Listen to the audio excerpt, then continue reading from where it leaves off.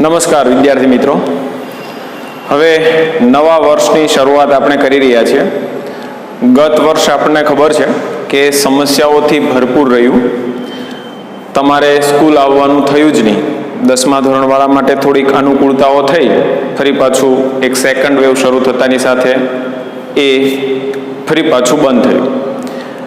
વર્ષના અંતે જે આપણી વાર્ષિક પરીક્ષા લેવાતી હોય છે, એ વાર્ષિક પરીક્ષા પણ આ વર્ષે છે આપણે લઈ શક્યા નહીં. માસ પ્રમોશન સાથે તમે છે આગળના ધોરણમાં આવી ગયા છો. તમારા માટે આ વર્ષ એ 10મું ધોરણ છે. 10મું ધોરણ એટલે પ્રથમ વખત જાહેર પરીક્ષા આપવાની એક પાયાનું વર્ષ તરીકે છે આપણે એને મૂકી શકીએ. અહીંયાથી જ તમારી કારકિર્દીના ફાંટાઓ શરૂ થવાના છે. આ વર્ષ એટલા માટે ખૂબ મહત્વનું છે.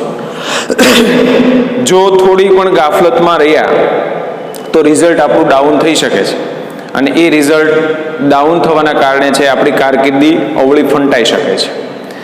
એટલે 10મા ધોરણમાં પહેલેથી જ જો પૂરતા ગંભીર હશું તો 100% આપણું રિઝલ્ટ એ સારું આવશે. હવે એ ગંભીર હોવાનો મતલબ શું? અત્યાર સુધી કદાચ આપણી માનસિકતા એવી હતી કે પરીક્ષા આવે ત્યાર પહેલાં એકાદ મહિનો આપણે છે મહેનત કરવા લાગી જઈએ અને પછી પરીક્ષા આપીએ. 10મા ધોરણમાં આ બાબત આપણે ભૂલી જવાની છે. 10મા ધોરણમાં મહિના પહેલા નહીં, રોજનું કામ રોજ થાય એ આપણે ખાસ જોવાનું છે. કોરોનાની પરિસ્થિતિના કારણે છે તમે સ્કૂલ આવી શક્યા નથી, પ્રત્યક્ષ શિક્ષણ કાર્ય નથી. હવે જ્યાં સુધી સરકારની નવી ગાઈડલાઈન ન આવે ત્યાં સુધી આપણે કરી શકવાના નથી. જેવી પરિસ્થિતિ થાળે પડશે એટલે ગુજરાત સરકાર આપણને છૂટ આપશે, તમે પ્રત્યક્ષ શિક્ષણ માટે આવશો એટલે ફરી પાછું આપણું રાબેતા મુજબનું ગોઠવાઈ જશે.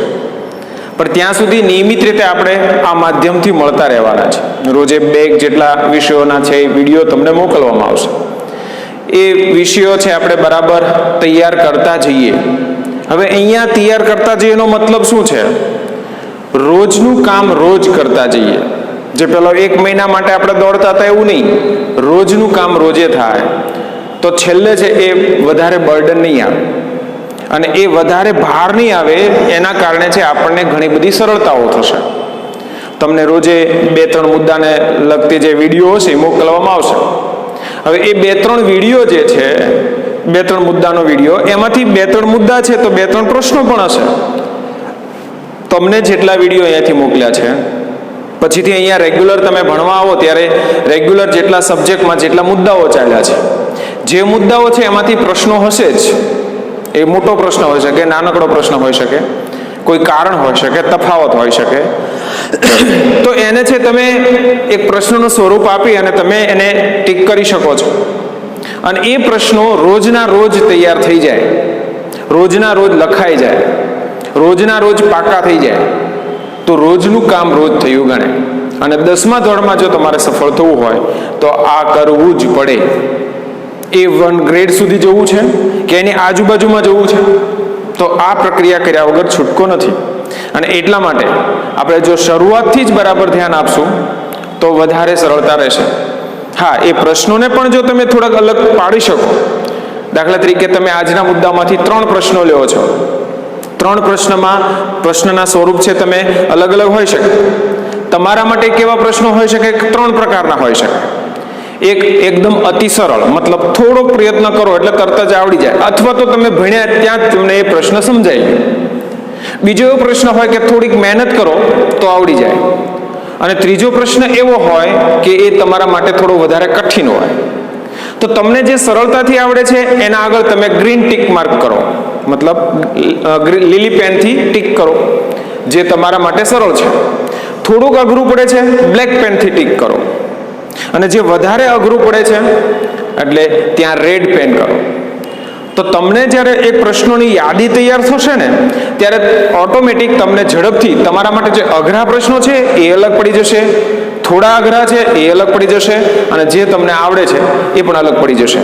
તમે જ્યારે મહેનત કરવા બેઠશો ને ત્યારે સૌથી પહેલાં તમને કયા પ્રશ્નો ઉપર વધારે ધ્યાન કેન્દ્રિત કરવાનું છે, શેમાં વધારે સમય આપવાનો છે, સમય વધુ માગી લે એવા પ્રશ્નોની સંખ્યા કેટલી છે, એના આધારે એક આખું આયોજન ગોઠવવાની ખબર પડશે. અને તમે એ વધારે ઝડપ અથવા તો કેટલો સમય મારે રીડિંગમાં આપવો, મહેનત કરવી જોશે, એનો ખ્યાલ આવી શકે છે. રોજનું કામ જો રોજ કરતા જશું તો કામ બહુ વધારે નહીં પડે. યાદ રાખો કે હાર્ડવર્ક જરૂરી છે, પણ હાર્ડવર્કની સાથે સ્માર્ટ વર્ક જો આપણું હશે તો વધારે સરળતા રહેશે અને સારું પરિણામ, ઓછી મહેનતે સારું પરિણામ આપણે લાવી શકીએ. હવે એ સ્માર્ટ વર્ક કરવા માટે થઈને સૌથી પહેલા તો વર્ષના પ્રારંભથી વાર્ષિક પરીક્ષા સુધીનું એક આયોજન આપણી પાસે હોવું જોઈએ. અને એમાં આપણો છે ફોકસ ક્યાં છે? બોર્ડની વાર્ષિક પરીક્ષા. એટલે જે બોર્ડની જે પરીક્ષા છે એમાં સારો ઉત્કૃષ્ટ દેખાવ કઈ રીતે થઈ શકે? તો સૌથી પહેલા બોર્ડની જે પેપર સ્ટાઇલ છે, બોર્ડમાં જે પ્રકારનું પ્રશ્નપત્ર પૂછાય છે, એ જો આપણને ખબર હોય તો આપણે એના અનુસંધાને બરાબર તૈયારી કરી શકીએ. અને એ પ્રકારે જ્યારે તમે ભણતા હો ત્યારે તમને છે એનો ખ્યાલ આવતો જાય. દાખલા તરીકે પેપર સ્ટાઇલમાં તફાવત છે, કારણ છે, આ બધા પ્રશ્નો છે ને, એ તમને ખ્યાલ હશે કે આવા પ્રશ્નો પૂછાય છે. તો તમે જ્યારે ભણતા હશો એ મુદ્દો આવશે. દાખલા તરીકે આર્થિક વૃદ્ધિ અને વિકાસ વચ્ચેનો તફાવત સમજાવો, સમાજવાદી અને બજારવાદી પદ્ધતિ વચ્ચેનો તફાવત સમજાવો. જો આ મુદ્દો તમે ભણશો ને તો તમને યાદ આવશે કે પેપર સ્ટાઇલમાં છે, કદાચ આ તફાવત આવી શકે. તો ત્યારે તમારું ફોકસ ત્યાં વધી જશે. એટલે જો પહેલેથી જ તમને ખબર હોય કે કેવા પ્રકારે મારે મહેનત કરવાની છે, આમાં કેવા પ્રકારના પ્રશ્નો પૂછાઈ શકે છે. વ્યક્તિ પરિચય દાખલા તરીકે ચોથો પાઠ ભણતા હો તો આમિર ખુસરો દાખલા તરીકે છે, તો તમે આમિર ખુસરો ભણશો એટલે ખ્યાલ આવી જશે કે કદાચ આ વ્યક્તિ તરીકે પૂછાઈ શકે. તો ત્યારે તમે જો બરાબર આ આખી પેપર સ્ટાઇલને સમજી જશો, બ્લુપ્રિન્ટ પણ નમૂનાની દર વખતે આપતા હોય છે, બોર્ડ દ્વારા મુકાતી હોય છે, આ બધું થતું હોય છે, પણ એ બ્લુપ્રિન્ટની આપણા માટે તો પેપર સ્ટાઇલ મહત્વની છે. અને વર્ષના પ્રારંભે જ તમારે એક ધ્યાન દોરી દઉં કે આપણા માટે જે ટેક્સ છે, આ ગામમાં બધા મટીરિયલ મળવાના છે, લોકો તમને આપવાના છે. હા, એના એક સંદર્ભ પુસ્તક તરીકે તમે માનો કે એમાં કોઈ પેલું સાહિત્ય છે, એમાં સરળ ભાષામાં છે, તો તમે એનો ઉપયોગ કરી શકો. પણ આપણા માટે તો ટેક્સ્ટ બુક એક ગીતા છે. ટેક્સ્ટ બુકને જ વળગી રહેવાનું છે, ટેક્સ્ટ બુક સાથે જ આપણે કામ કરવાનું છે. અને એ પ્રકારે જો તૈયારી કરતા જશો તો 100% આપણને છે સફળતા મળવાની છે. એટલે વર્ષના આરંભે જ રોજનું કામ રોજ કરતા થઈએ, પેપર સ્ટાઇલને ધ્યાનમાં રાખીએ અને સખત મહેનત કરતા જઈએ. અત્યાર સુધી 9 ધોરણ સુધી એ જે કંઈ થયું તે માસ પ્રમોશન સાથે હવે આપણે 10મીમાં આવી ગયા છીએ. કોરોના પરિસ્થિતિના કારણે પરીક્ષા નથી લઈ શક્યા અને હવે ભગવાનને પ્રાર્થના કરીએ કે સેકન્ડ વેવ પછીનો કોઈ વેવ ના આવે અને દુનિયામાંથી આ ખતરો ટળી જાય અને આપણું પ્રત્યક્ષ શિક્ષણ કાર્ય શરૂ થાય અને રાબેતા મુજબના જનજીવનમાં ગોઠવાઈ જઈએ. અને આવનારા વર્ષે જે બોર્ડની પરીક્ષા છે એ લેવાની અનુકૂળતાઓ થઈ જાય અને બધી જ સમસ્યાઓમાંથી મુક્ત થઈ અને આપણે શિક્ષણમાં ધ્યાન કેન્દ્રિત કરી શકીએ. તો બોર્ડ દ્વારા જે પરીક્ષા લેવાય છે એ પરીક્ષાને જે પેપર છે એની પેપર સ્ટાઇલ એ પહેલા વિડીયોમાં આપણે સમજી લેવી જરૂરી છે. હા, ગયા વર્ષે કોરોનાના કારણે છે એ થોડું અપ્રત્યક્ષ શિક્ષણ કાર્ય રહ્યું અને એના કારણે છે બોર્ડે એની પેપર સ્ટાઇલમાં થોડો ચેન્જ કરેલો, ફેરફાર કરેલો અને એ ફેરફાર 1 વર્ષ પૂરતો જ હતો. આપણે જે પેપર સ્ટાઇલના સંદર્ભે અત્યારે જોઈ રહ્યા છીએ એ પેપર સ્ટાઇલ છે એ આપણી બોર્ડે છે એ કાયમી ધોરણે નક્કી કરેલી, મતલબ જ્યાં સુધી કોઈ નવા ચેન્જ ન આવે ત્યાં સુધી આ પેપર સ્ટાઇલ છે. એટલે આપણે એ પેપર સ્ટાઇલને ધ્યાનમાં રાખીને અત્યારે સમજવાના છીએ. હા, ગયા વર્ષની છે જે 2021ની પેપર સ્ટાઇલ છે એના સંદર્ભે થોડો ઉલ્લેખ કરશું. બહુ મોટો તફાવત નથી એમાં, થોડો ગુણભાર અને વિભાગના સંદર્ભે થોડુંક અલગ અલગ વિભાજિત થયું છે. પેલા જે વિકલ્પો છે એના સંદર્ભે થોડો ફેરફાર થયો છે, એટલે એને સમજી લેશું. યાદ રાખો કે એ ગયા વર્ષ પૂરતી જ હતી. માની લો કે આવતા વર્ષે કઈ એવી કઠણાઈ આપણી હોય તો એવા પ્રકારનું આવી શકે, પણ એ જ આવશે એ પછીનો સવાલ છે. એ હવે ન જ આવે એવી કુદરતને આપણે પ્રાર્થના કરીએ કે હવે એવું અમારે પેપર સ્ટાઇલ નથી જોઈતી, આ જ પેપર સ્ટાઇલમાં અમે કામ કરી શકીએ, રાબેતા મુજબનું જનજીવન થઈ જાય, અમારું પ્રત્યક્ષ શિક્ષણ કાર્ય શરૂ થઈ જાય, એવા પ્રકારની પરિસ્થિતિ નિર્માણ થાય. તો બોર્ડ દ્વારા જે અહીંયા પેપર સ્ટાઇલ બનાવેલી છે, આપણને આપેલી છે કે બોર્ડ આવતા વર્ષે આ પ્રકારે છે પેપર લેવાનું છે, એના સંદર્ભે જો આપણે જોઈએ તો બરાબર છે નોંધી લેજો, બરાબર સમજી લેજો અને એ પ્રમાણે જ આપણે છે આગળ તૈયારી કરવાનો આગ્રહ રાખશું, જેથી કરીને વધારે સરળતા રહે. હવે એમાં છે વિભાગ એ, 4 વિભાગમાં આપણું પેપર વિભાજિત થયેલું છે. હવે એ વિભાગ એ જે છે એમાં તમે જોઈ શકો છો નીચે આપેલા પ્રશ્નોના જવાબ માગ્યા મુજબ આપો. ટોટલ 16 પ્રશ્નો છે, દરેકનો 1 ગુણ છે, એવા 16 પ્રશ્નો હશે. હવે એ કઈ રીતે વિભાજિત છે? એમાં 3 છે એ પહેલા હશે, એ જોડકા હશે, યોગ્ય જોડકા જોડો. મોટા ભાગે પહેલા એકમમાંથી એ પૂછાતા હોય. એ 3 છે વિકલ્પ, સોરી તમને 3 છે એ જોડકું સ્વરૂપમાં આપેલું છે, પણ જે બી વિભાગ છે ત્યાં 4 હશે. એટલે 3 ની સામે 4. એટલે જો તમે થોડું ઘણું મહેનત કરી હોય ને તો તમને બહુ સરળતાથી યાદ આવી જશે અને તમારે પૂરા માર્ક્સ આવશે. યાદ રાખો કે ઘણી વખત એવું બનતું હોય છે કે સૌથી જે A1 ગ્રેડના વિદ્યાર્થીઓ છે કે જે હોશિયાર વિદ્યાર્થીઓ છે એ ઘણી વખત આ સેક્શન જે છે એમાં ગોથું મારી જતા હોય છે. માર્ક તૂટવાની શક્યતાઓ આમાં રહેતી હોય છે. અને યાદ રાખો કે એ જ પાછા તમને પૂરેપૂરા માર્ક્સ આપવા માટે અનુકૂળ પણ છે. એ તમારી મહેનત ઉપર અને તમારી સમજદારી ઉપર નિર્ભર છે. સંભવ છે કે કાં તો બદલાવીને પ્રશ્ન મૂકેલો હોય. તો દાખલા તરીકે ગયા વખતે એક પ્રશ્ન પૂછાયો કે ભાઈ એક સ્ત્રી જઈ રહી છે અને કેટલાક આવારા તત્વો છે એમને છંછેડી રહ્યા છે, તો એ બેન કોને છે ફોન કરશે? 108 ને, 181 ને, 104 ને, આવા વિકલ્પો આપે. તો 181 એ કઈ અઘરો પેલી યાદ નથી રાખવાનો, આખો મુદ્દો ભણ્યા છે એટલે બહુ સરળતાથી યાદ આવે. પણ જો પેલી એમ્બ્યુલન્સ સેવા આપણને યાદ આવી ગઈ 108 ઠપકાર્યું તો ભૂલ થઈ જાય. તમને નથી આવડતું એવું નથી, પણ તમારી ઉતાવળ અથવા તો થોડીક વિચારવાની છે ઉણપના કારણે એ આવા જવાબ થાય તો આખો માર્ક જશે. એટલે યાદ રાખો કે સેક્શન એ તમને પૂરા માર્ક્સ આપી શકે છે અને તોડી પણ શકે છે. હોશિયાર વિદ્યાર્થીઓ પણ આના ઉપર ખાસ ફોકસ કરવાનું છે. પછી આવશે બીજું સેક્શન એમ જ નીચેના વિધાનો ખરા છે કે ખોટા તે જણાવો. એક વાક્યમાંથી આ પ્રશ્ન છે બની શકે છે, એટલે બરાબર સમજવાનું છે, ઉતાવળ નથી કરવાની.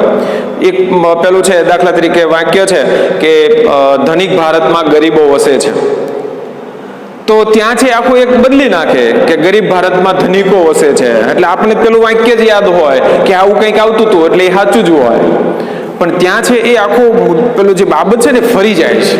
એટલે હોશિયાર વિદ્યાર્થી ઉતાવળમાં ઘણી વખત આવી ભૂલ કરતા હોય, તો એ બાબતોમાં આપણે ધ્યાન રાખીએ, ઉતાવળ ન કરીએ અને બરાબર વિધાન સમજીએ અને ખરું છે કે ખોટું એને બરાબર સમજીએ.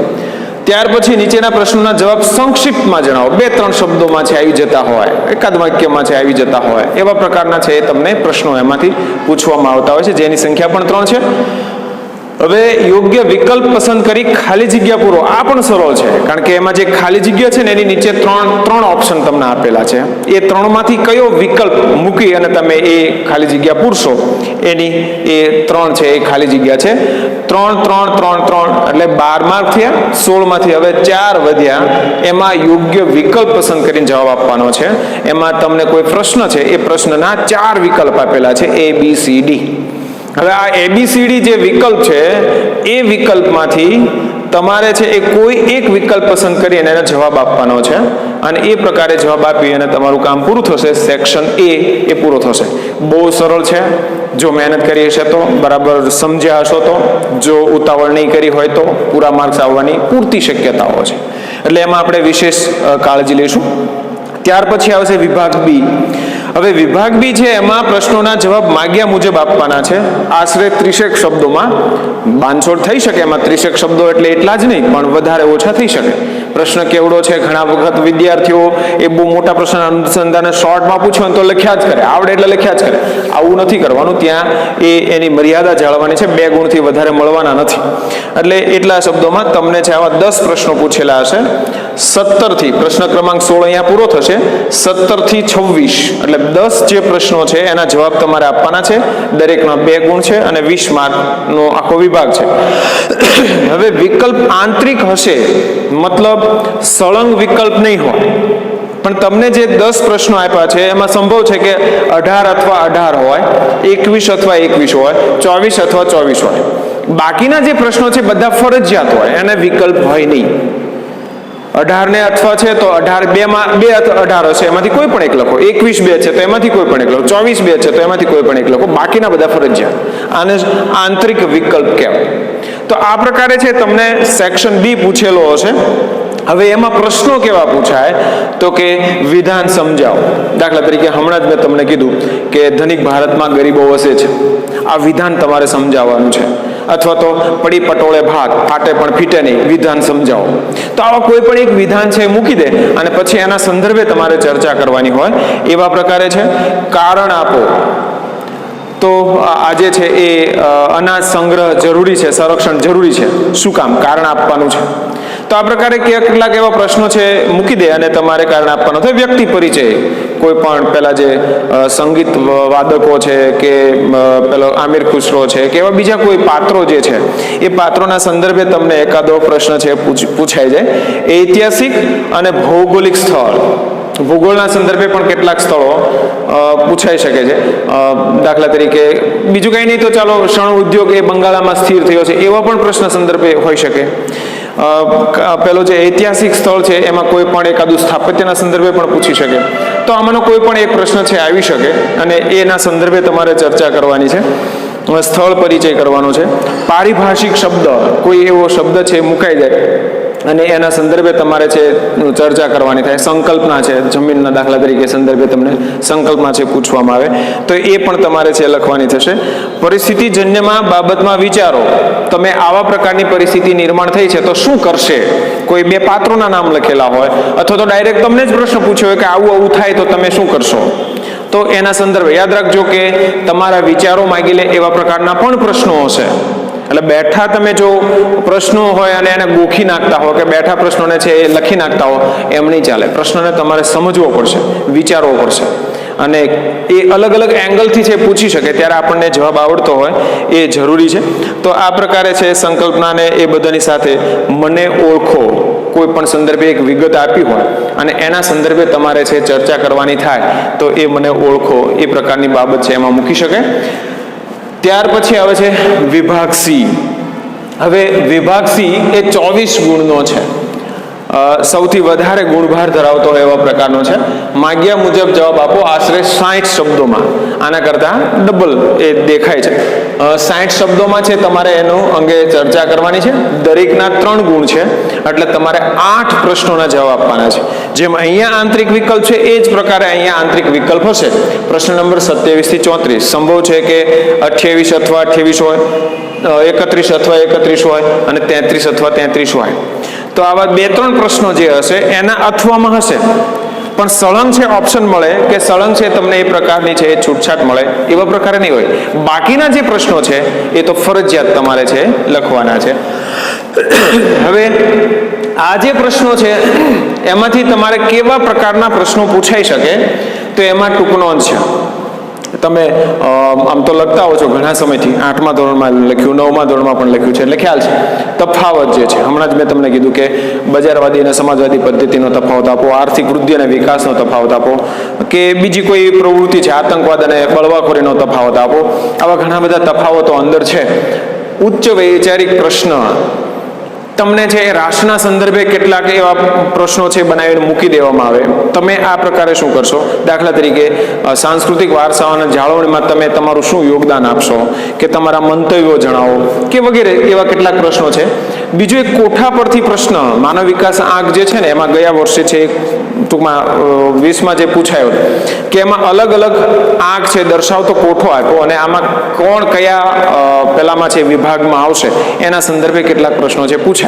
તો આવું કંઈક તમને મૂકી દેવામાં આવે. આજ આવશે એ નહીં, કદાચ આ કોઠો ન પણ આવે, બીજું કંઈક આવે પણ ટૂંકમાં આવા પ્રકારના આ જેટલા લખેલા છે એમાંથી કોઈ પણ પ્રકારના છે એવા પ્રશ્નો હોઈ શકે. આ બધા જ આવશે એ જરૂરી નથી, કેટલાક ન પણ આવે.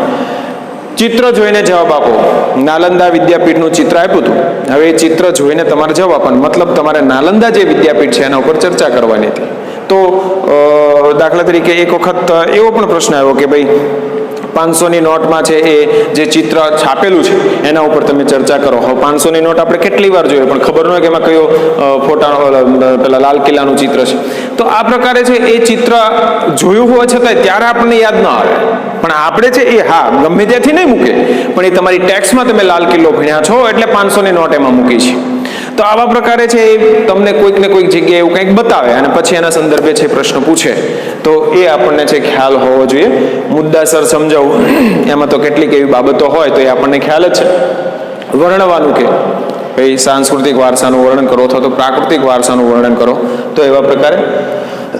હવે ત્રાસવાદને છે એ નાથવા માટેના ઉપાયો, બળવાખોરીને નિયંત્રિત કરવાના ઉપાયો વગેરે, અથવા તો બજાર ભાવને ભાવ વધારાને નિયંત્રિત કરવાના ઉપાયો છે, ગ્રાહક સુરક્ષા પેલા જે શોષણ છે એને નિયંત્રણ કરવાના ઉપાયો છે વગેરે, એવા કેટલા બધા ઉપાયો છે. આમાં સાંસ્કૃતિક વારસાની જાળવણીના ઉપાયો છે, બધામાં એવું આવી શકે.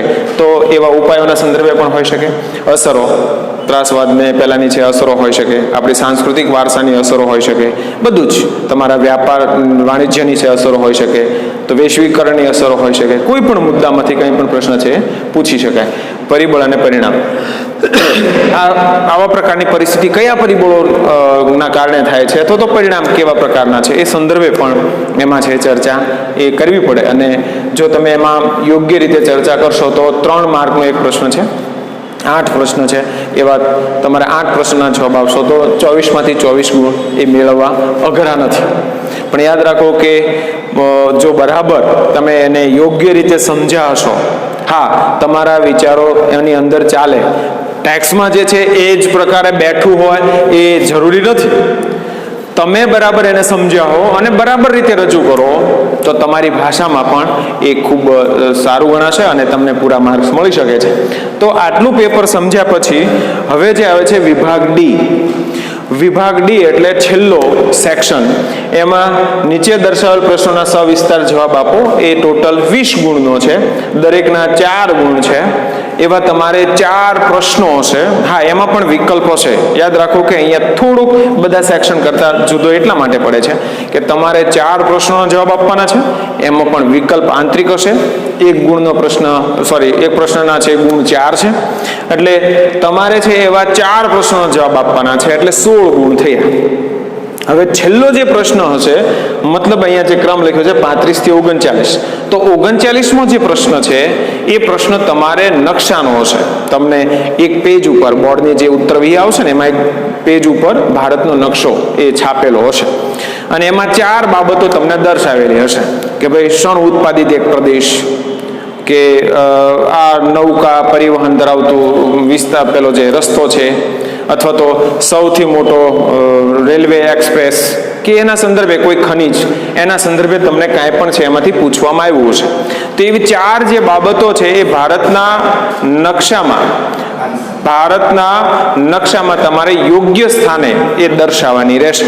તો એ પ્રકારે જો તમે સરસ રીતે દર્શાવશો તો એના પણ 4 ગુણ. યાદ રાખજો કે એકદમ રોકડિયા માર્ક છે.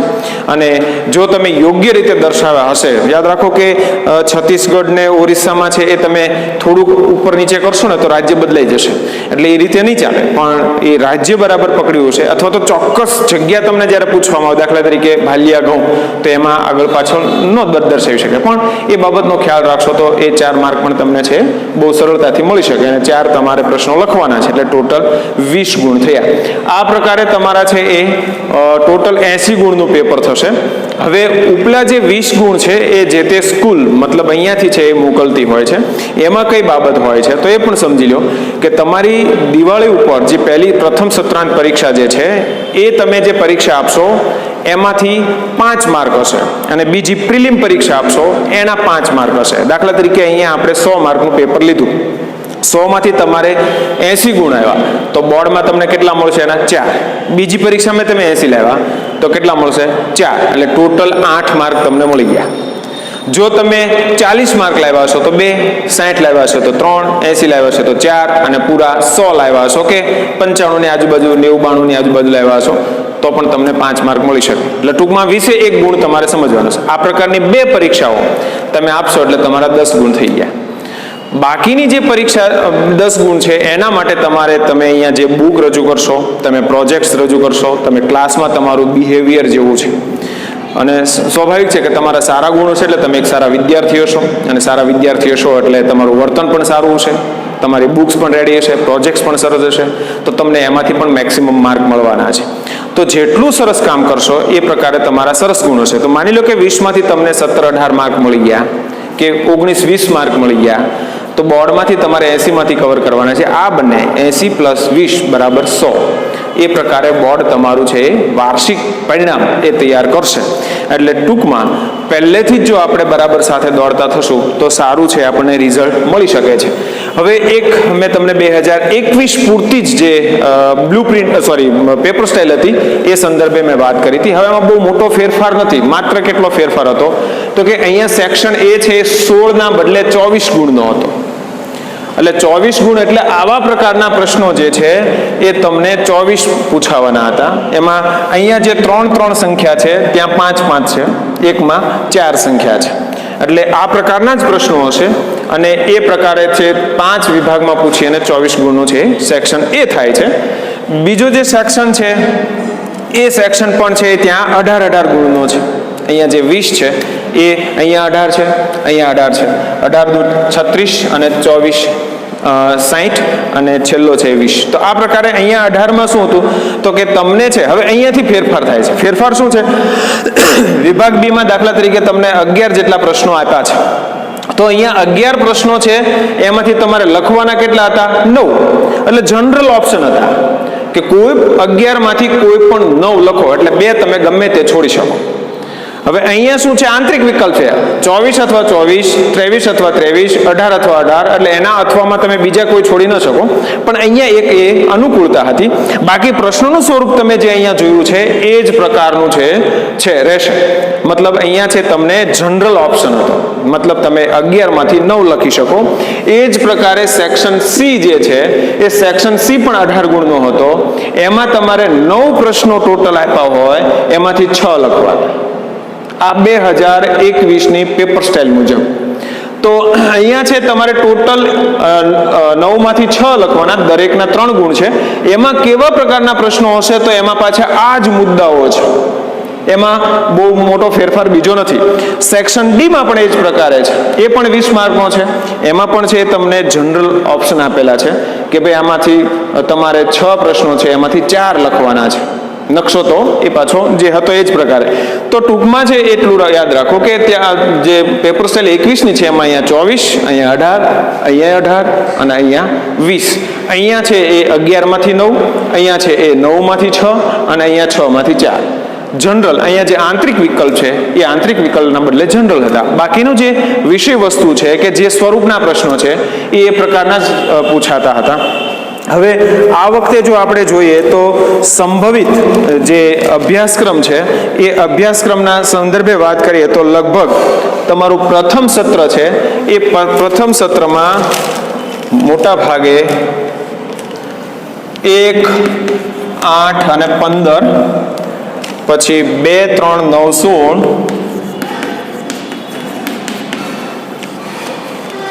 અને 4, 10, 17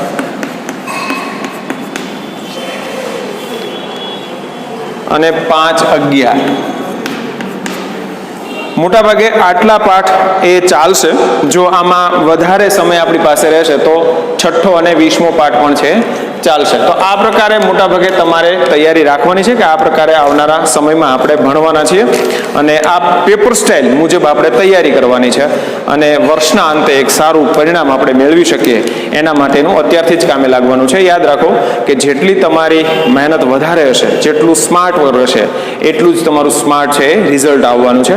આજે પહેલા વિડીયોના અંતે જ આપણે સંકલ્પ કરીએ કે આપણે છે એક ઉજ્જવળ ભવિષ્ય બનાવવા માટે થઈને આ વર્ષમાં સમસ્યાઓ જે આવે તે કેટલા સમયમાં બધું થાળે પડશે આપણને ખબર નથી, પણ આપણે તો બધું થાળે જ શાંત મગજ રાખી સ્થિર મનથી એ બરાબરની સખત મહેનત કરવાની છે. પરીક્ષા બોર્ડ લેવાનું જ છે, લેવાની જ છે, આ પ્રમાણે જ લેવાની છે. આમાં કંઈ ફેરફાર હશે તો તમને અગાઉ કહેવામાં આવશે, પણ આ જ પ્રકારે બધું થવાનું છે અને મારે બહુ સરસ રીતે પરીક્ષા આપવાની છે. સરસ રીતે પરીક્ષા આપીને અંતે એક ઉજ્જવળ પરિણામ મેળવી ઉજ્જવળ ભવિષ્યને પાયો કંડારવાનો છે.